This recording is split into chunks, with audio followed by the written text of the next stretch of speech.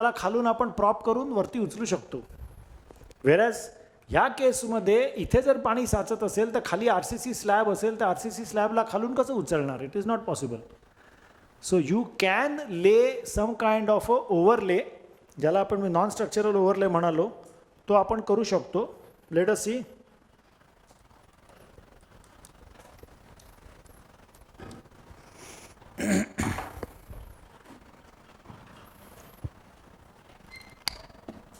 म्हणजे जर IPS मध्ये असं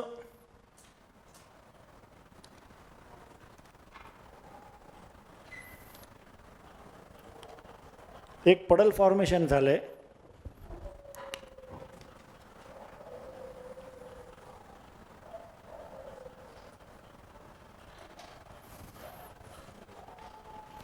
किंवा हे असं पडल फॉर्मेशन झालंय, कारण ह्याची उंची जी असते ना ती हार्डली 1 सेंटीमीटर 1.5 सेंटीमीटर अशी असते, मॅक्सिमम 1 सेंटीमीटर मॅक्सिमम. तर आता ह्या IPS वरती नवीन काय टाकणार? कॉन्क्रीट टाकू शकतो आपण, बरोबर आहे. Is it clear? ह्याच्यावरती पण 1 सेंटीमीटरचं कॉन्क्रीट टाकणार कसं? It's very tough. त्यामुळे ह्याच्यावरती आपण पॉलिमर मॉर्टर नावाचं एक मटेरियल आहे जे आपण पाहू इन डिटेल.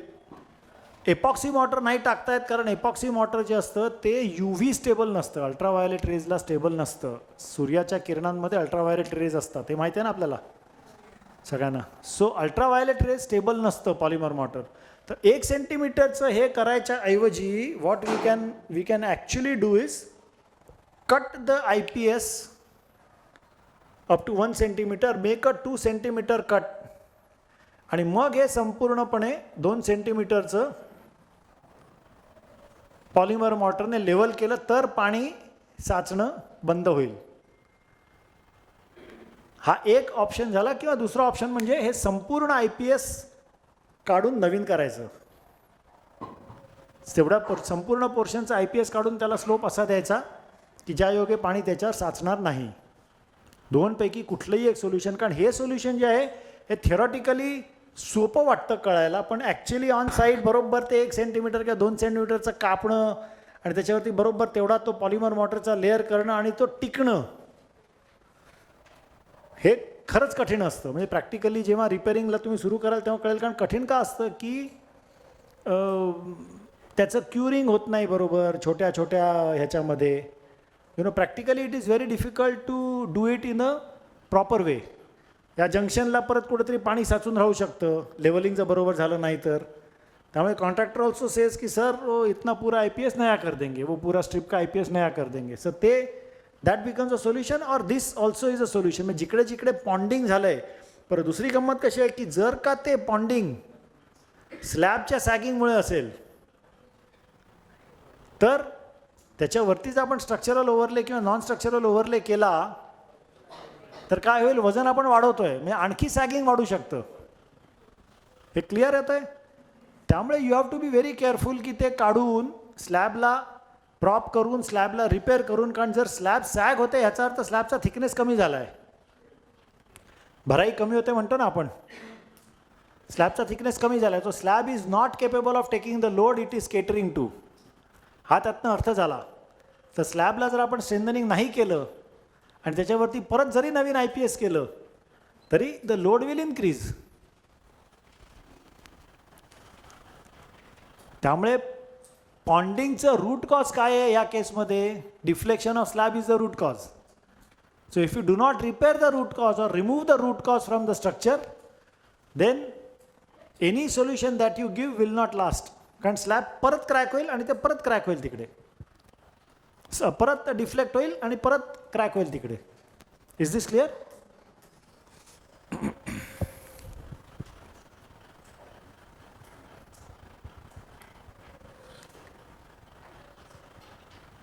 ही एक केस स्टडी आहे but this is precast structure. ही जेट्टी आहे प्रिकास्ट जेट्टी जी ॲक्च्युली फिजिकली मूव्ह झाली आहे. Can you see misalignment here? Can you see the misalignment here? So ही फिजिकली ही हल्ली आहे jetty. You know, can you see the misalignment here. Precast जेट्टीच्या एका ह्याला झटका लागल्यामुळे हे structure is just a case. I don't know why this is. अशा टाईपच्या सुद्धा केसेस येऊ शकतात की वेळ the structure has physically moved. Structure physically move होतं अशा टाईपच्या इम्पॅक्टमुळे किंवा अर्थक्वेकमुळे. मगाशी आपण अर्थक्वेकचा एक फोटो पाहिला ना, इथे किती बॅडली हल्लं आहे ते अख्खं. सो तशा टाईपचं स्ट्रक्चर अख्खंच्या अख्खं स्ट्रक्चर हलू शकतं बिकॉज ऑफ इम्पॅक्ट. म्हणजे कुठल्या तरी मोठ्या बोटीने त्याला धक्का मारलेला असेल जेट्टीला, किंवा खाली पाणी दिसतंय बघा. म्हणजे this you can know that this is a jetty. ते खाली पाणी दिसतंय.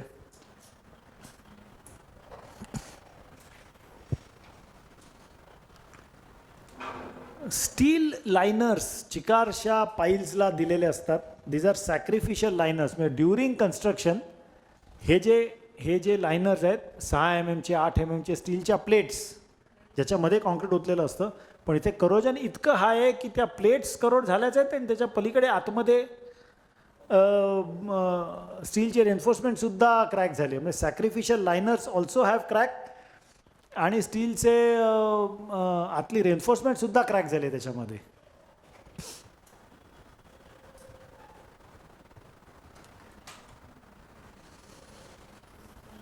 आपण आत्तापर्यंत काय काय पाहिलं की आपण काय काय टाईपचे क्रॅकिंग स्ट्रक्चरमध्ये असतं, काय काय टाईपचं क्रॅकिंग असू शकतं. मटेरियल क्रॅकिंग पाहिलं आपण, करोजन क्रॅकिंग पाहिलं. We saw what types of structural cracking can be there. How to repair it हे आपण सगळं पाहणार आहोत नंतर.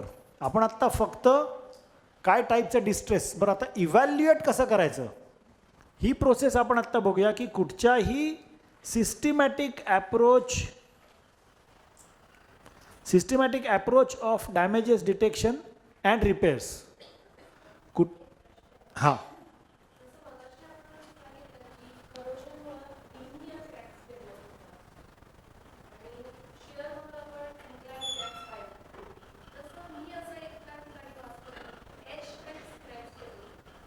एच. हां, नाही पण तुम्ही वाचले तर तिथे दिलं पण असेल, कारण मी एच टाईप क्रॅकिंग बघितलेलं नाही म्हणून म्हणतोय.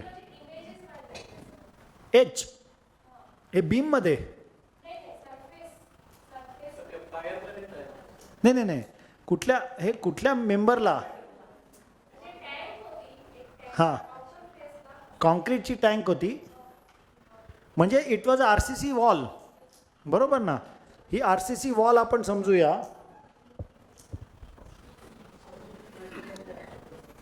लेटस ॲश्युम की ही RCC वॉल आहे इथनं खालपर्यंत, आणि याला कुठे एच शेप आहे इथे.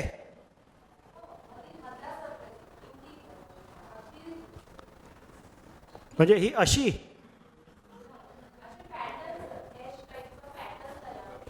म्हणजे हे असा पॅटर्न होतो का एच नंतर गॅप दुसरा एच असं. म्हणजे असं जॉईंट एच आहेत का सेपरेट एच आहे.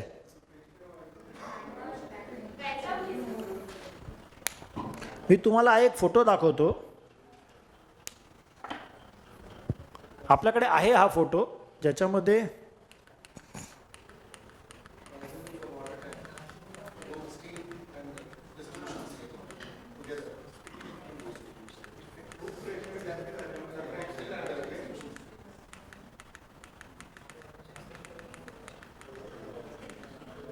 हे जे आहे हे, ह्याच्यामध्ये सुद्धा तुम्हाला एच टाईपचं क्रॅकिंग दिसतंय का कंटिन्युअस.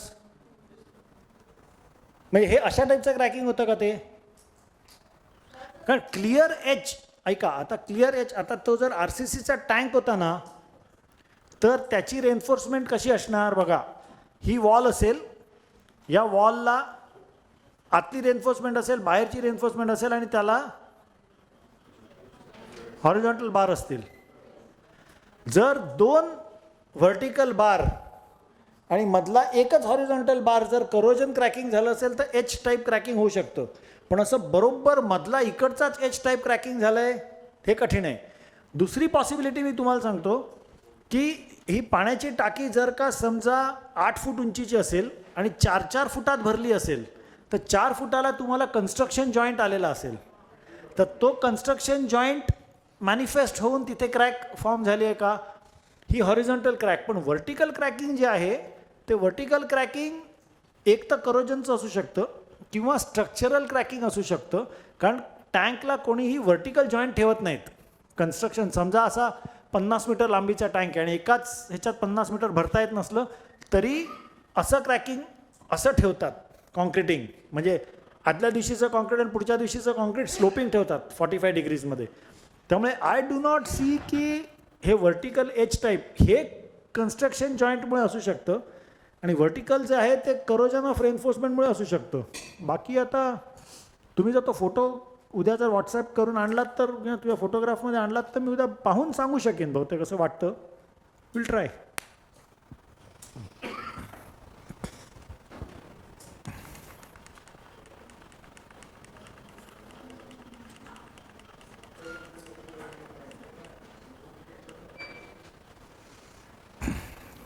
आता ह्याच्यामध्ये these are the steps that we follow. सगळ्यात पहिलं म्हणजे डेटा कलेक्शन, त्याच्यानंतर व्हिज्युअल इन्स्पेक्शन, त्याच्यानंतर नॉन डिस्ट्रक्टिव्ह टेस्टिंग, नंतर डिफेक्ट इव्हॅल्युएशन, नंतर remedy, specifications and costing, tendering and contractor selection, execution, certification आणि हँडिंग ओव्हर. म्हणजे कुठचीही बिल्डिंग, स्ट्रक्चर, ब्रिज काहीही आपल्याला रिपेअर करायचं असेल तर ह्या स्टेप्स आपण फॉलो करू शकतो. Data collection. तर आता डेटा कलेक्शनमध्ये काय काय येतं, एक म्हणजे आर्किटेक्चरल, स्ट्रक्चरल, सर्व्हिसेस आणि maintenance drawings. Architectural drawings, structural drawings, services drawings आणि मेंटेनन्स ड्रॉइंग्स. मेंटेनन्स ड्रॉइंग्स कोणीच ठेवलेली नसतात, कारण मेंटेनन्स ड्रॉइंग बनवलेलीच नसतात. पण आज जर तुम्ही बनवायला सुरुवात केलीत की जे तुम्ही करताय ते जर तुम्ही आज बनवायला सुरुवात केलीत तर 10 वर्षांनी, 15 वर्षांनी, 20 वर्षांनी पुढच्या पिढीला ती मेंटेनन्स ड्रॉइंग्स अवेलेबल राहतील. त्यामुळे आज जेव्हा तुम्ही कुठचीही बिल्डिंग मेंटेनन्सला घ्याल, कुठलंही स्ट्रक्चर मेंटेनन्सला घ्याल, त्याची मेंटेनन्स ड्रॉइंग्स बनवा. गंमत कशी होते की आर्किटेक्चरल, स्ट्रक्चरल ड्रॉइंग्स अवेलेबलच नसतात. सर्व्हिसेस ड्रॉइंग्स बनवलेलीच नसतात, त्या अवेलेबल कशी असणार. आर्किटेक्चरल ड्रॉइंग ॲक्च्युअल मेजरमेंट घेऊन बनवता येतात. स्ट्रक्चरल ड्रॉइंगसुद्धा ॲक्च्युअल मेजरमेंट घेऊन सायझेस टाकता येतात. पण रेन्फोर्समेंटचं काय करणार. You cannot know the reinforcement. आता ह्या बीममध्ये किती सळ्या आहेत, ह्या बीममध्ये किती सळ्या आहेत, बॉटमला काय, टॉपला काय, इम्पॉसिबल आहे काढणं. देर आर इक्विपमेंट्स, आपण ती इक्विपमेंट्स पाहूसुद्धा, त्याची लिमिटेशन्ससुद्धा आपण पाहू, पण it is impossible to know the 100% reinforcement. दुसरी गंमत म्हणजे तुम्ही काहीतरी हे करून ह्याच्या जमिनीच्या वरची रेन्फोर्समेंट काढली, जमिनीच्या खाली फुटिंग काय आहे, पाईल कॅप काय आहे, किंवा पाईल आहे का, ओपन फुटिंग आहे का, किती फूट खाली आहे, 10 फूट आहे का, 20 फूट आहे का, 15 फूट आहे, आणि तेवढं खोदणार. आणि प्रत्येक फुटिंग वेगळं असलं मग काय, अख्खी बिल्डिंग खोदून काढणार मग काय. So it has practical limitations. Unless the importance of the structure is so high that you can afford to dig out the whole plinth, know the foundation depth and repair it. Know the foundation किती खाली आहे फाउंडेशनला, ते it will depend on so much of importance of the structure. म्हणजे जर structure फार important असेल तर client म्हणणार इतना पैसा क्यों खर्चा कर रहे हो, I don't want you to spend so much of money.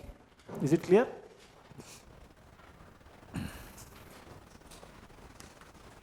Maintenance records म्हणजे क्लायंट रेकॉर्ड्स पण ठेवलेला नसतो. तो म्हणतो सर आम्ही ते पेंटिंग केलं होतं. कधी केलं होतं, 5 वर्षापूर्वी. त्याची काही रेकॉर्ड्स आहेत का, नाही काय रेकॉर्ड नाही आहेत. काही कॉन्ट्रॅक्टरची बिलं आहेत का, नाही, पण ते झालं ना, आता आम्ही बिलं फेकून दिली.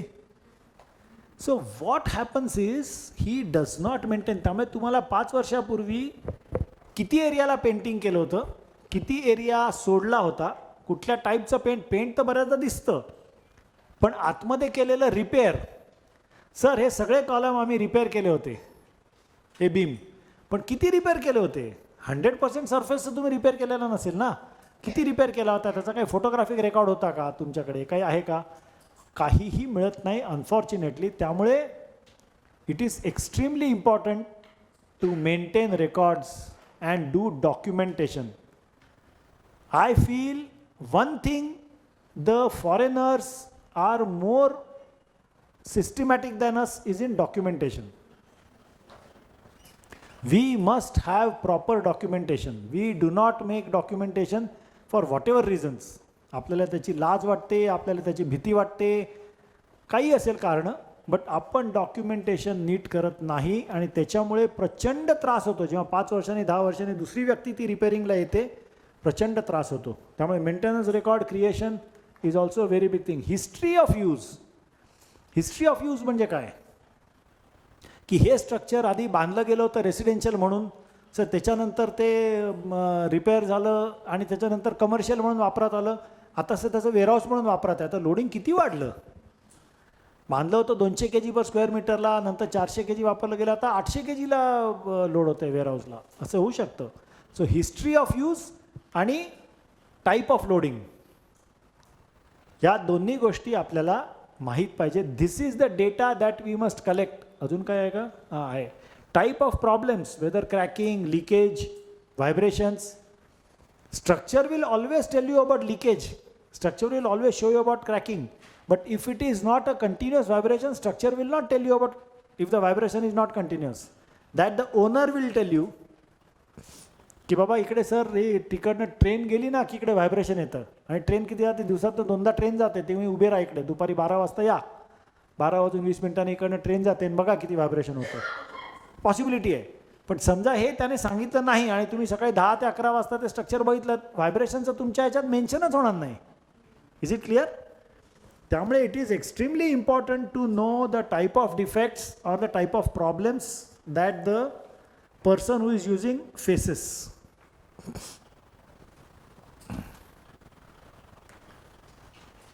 व्हिज्युअल इन्स्पेक्शन म्हणजे काय की स्ट्रक्चरचं व्हिज्युअल इन्स्पेक्शन, डोळ्यांनी पाहणे. आणि डोळ्याने पाहणे ह्याच्यामध्ये एक मुद्दा की there is no substitute to visual inspection. कितीही तुम्ही टेस्टिंग करा, कितीही काही करा, व्हिज्युअल इन्स्पेक्शनला सबस्टिट्यूट नाही. आणि व्हिज्युअल इन्स्पेक्शन ज्याची नजर तयार आहे त्यानेच करायला पाहिजे. हां, म्हणजे व्हिज्युअल इन्स्पेक्शन करायला तुम्ही कालचं पोरगं पाठवलं की जे आत्ताच कॉलेजमधनं बाहेर आलं आहे, तो काय बघणार? त्याला कळणारच नाही ना काय बघायचं. You understand? आपण जंगलात फिरायला गेलो तर ज्याची नजर तयार असते त्याला दिसतं रे तो बघा तिकडे पक्षी झाडावर बसलाय. आपल्याला तो 5 मिनिटानंतर दिसतो, हां अरे तो पक्षी तिकडे बसलाय. ही नजर त्याची पक्षी बघण्यामध्ये तयार झालेली असते. तशी ज्याची नजर डिफेक्ट फाइंड आउट करण्यामध्ये तयार झालेली असते त्यानेच हे व्हिज्युअल इन्स्पेक्शन केलं पाहिजे. आणि ती नजर एक्सपिरियन्सने तयार होते. त्याच्यात काय, again there is no rocket science in it. You have to start understanding की हां या स्ट्रक्चरला अशा टाईपच्या लोडिंगला इथे क्रॅकिंग असणार. म्हणजे मी तिथे जेवायला बसलो, मला कळलं की इथे क्रॅकिंग असणार. आता उद्या तुम्ही जिकडे राहताय आज रात्री तुमची नजर नक्की जाईल तिकडे, झोपलात की अरे वरती कुठे क्रॅकिंग आहे. नक्की बघा. You really see, कारण you will start seeing the kind of cracking. Flooring चालताना आवाज करतं टपकनी, अरे इथं पोकळ आहे आतमध्ये. कारण हा जो आवाज आपण मगाशी बघितला, पोकळ आवाज लगेच जाणवतो आपल्याला. बरोबर. आता मी इथं मी चालत जातो, पोकळ आवाज येतो. कारण हे हात जर पूर्ण कॉन्क्रीटचा एक उथळा असता तर असा आवाज आला नसता, बद्ध आवाज आला असता. बरोबर ना? So there is no substitute to visual inspection. हे कळलं म्हणूनच कदाचित सुपरव्हिजन म्हणत असतील. सुपर म्हणजे vision that is more than normal is supervision. तर तसं आहे, ही सुद्धा व्हिजन तयार व्हायला लागते आणि ती होते तयार. म्हणजे एक्सपिरियन्सने स्ट्रक्चरशी बोलून बोलून बोलून तयार होते. आपल्याला कसं असतं की घरात जो कुत्रा असतो की नाही त्याला त्याचं अरे आज काहीतरी बिनसलं आहे असं कसं कळतं आपल्याला? तो काय सांगतो येऊन की माझं बिनसलं नाही. पण कुत्र्याच्या चेहऱ्यावरचे एक्सप्रेशनसुद्धा आपल्याला कळायला लागतात. घरच्या मेंबर्सच्या तर कळतं की मुलगा बाहेरून आला की कळतं रे आज काहीतरी बाहेर भांडून आला आहे. घरात आल्यानंतर म्हणजे त्याने बोलायच्या आधी पण कळलेलं असतं. का? कारण आपलं त्याच्यावरती प्रेम असतं. जर स्ट्रक्चरवरती तुमचं प्रेम असेल ना तर स्ट्रक्चरच्या सुद्धा खाणाखुणा तुम्हाला समजायला लागतात. तुम्ही म्हणाला रे हे काय, आपण इथे टेक्नॉलॉजी शिकायला आलो आहे का आपण स्ट्रक्चरवर प्रेम कसं करायचं शिकायला आलो आहे? हे जे शास्त्र आहे ना, हे शास्त्र ऑफ मेंटेनन्स अँड रिपेअर्स ह्याच्यामध्ये स्ट्रक्चरला जिथे दुखतं ते आपल्याला जाणवलं पाहिजे. We must feel that. तर ते तुम्हाला, कारण स्ट्रक्चर अदरवाईज ते मेंटेनन्स रिपेअरमध्ये कन्वर्ट होईपर्यंत तुम्हाला कळणारच नाही की अरे मेंटेनन्स करायला पाहिजे. Majority of maintenance people they do not do proper maintenance because they do not know what is proper maintenance. And why do they not know? कारण ते मेकॅनिकली बघतात फक्त. हां बरोबर आहे, बरोबर आहे, क्रॅकिंग हो गया, चलो इसको प्लास्टर मार दिया.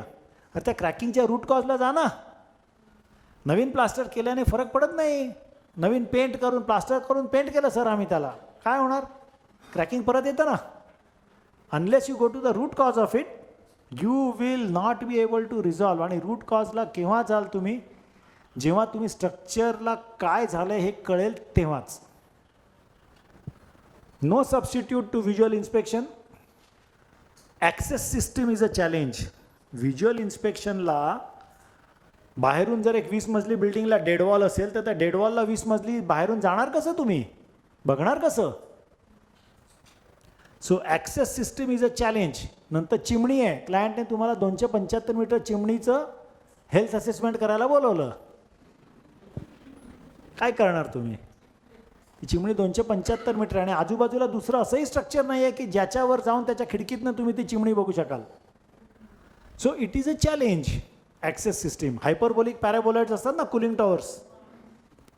तर 180 मीटर 200 मीटरचे कुलिंग टॉवर्स असतात. ते कसं इन्स्पेक्ट करणार बाहेरून? मग बायनॅक्युलरने करायचा. म्हणजे बघूया आपण कसं इन्स्पेक्ट करणार ते. त्याची पण काही टेक्निक्स आहेत. Will see. व्हिज्युअल इन्स्पेक्शनचं पर्पज आहे identification of level of distress. Identification of level of distress म्हणजे किती लेवलचं डिस्ट्रेस आहे हे व्हिज्युअल इन्स्पेक्शनने जेवढं चांगलं कळू शकतं ना तेवढं दुसऱ्या कुठच्याही NDT टेक्निकने म्हणा किंवा सॅम्पलिंगने म्हणा नाही कळू शकत. फोटोग्राफीने म्हणा नाही कळू शकत. What is the difference between a photograph and visual inspection?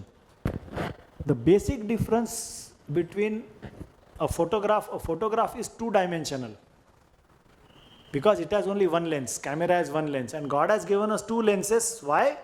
Because we can see three-dimensional. So 2D मध्ये जे कळू शकत नाही फोटोग्राफमध्ये ते साईटवर गेल्यावर कळतं. कारण तुम्हाला थर्ड डायमेन्शन दिसायला लागते. ज्याला एका डोळ्याने दिसत नाही त्याला ड्रायव्हिंग करू नका म्हणून सांगतात.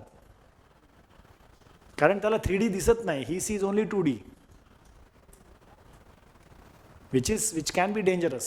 So if one starts एका डोळ्याने दिसत नाही म्हणजे मला एवढाच पोर्शन दिसत नाही असं नाही. I start seeing everything flat. जोपर्यंत दुसरा डोळा आपण उघडला प्रयत्न करून बघा कधी. असं बघितलं की आपल्याला सगळं फ्लॅट दिसायला लागतं आणि दुसरा डोळा उघडला की डेप्थ दिसायला लागते आपल्याला.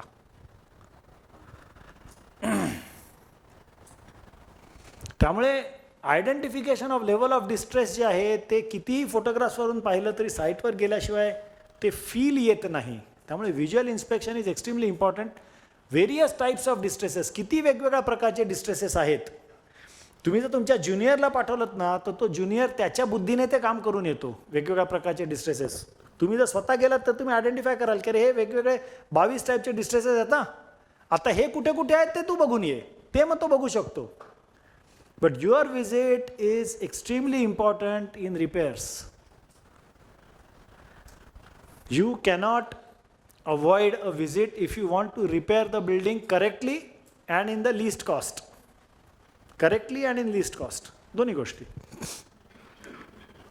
नंतर NDT program non destructive testing काय काय करायचं हे समजण्यासाठी visual inspection is extremely important. कितीतरी 15-20 प्रकारच्या नॉन डिस्ट्रक्टिव्ह टेस्ट आहेत. कुठल्या करायच्या, किती करायच्या आणि कुठे करायच्या, या तीनही गोष्टी NDT प्रोग्राममध्ये येतात. म्हणजे कुठल्या नॉन डिस्ट्रक्टिव्ह टेस्ट करायच्या, स्ट्रक्चरमध्ये कुठे करायच्या आणि टोटल नंबर किती. म्हणजे स्मिथ हॅमर 30 करायचे आहेत का, 300 करायचे आहेत का, अल्ट्रासॉनिक काय, कव्हर मीटर काय, किती करायचं हे आपल्याला समजण्यासाठी visual inspection of the entire structure is a must. हे कळतं आहे ना. It's very clear, very simple. Preparation of distress mapping drawings. आता डिस्ट्रेस मॅपिंग ड्रॉइंग हे का जरुरी आहे मला सांगा. डिस्ट्रेस मॅपिंग ड्रॉइंग म्हणजे कळतंय, म्हणजे आपण जे डिस्ट्रेस पाहतोय ते ड्रॉइंगवरती उतरवायचं. तर डिस्ट्रेस मॅपिंग ड्रॉइंगची गरज काय? Why do you think distress mapping drawing is required?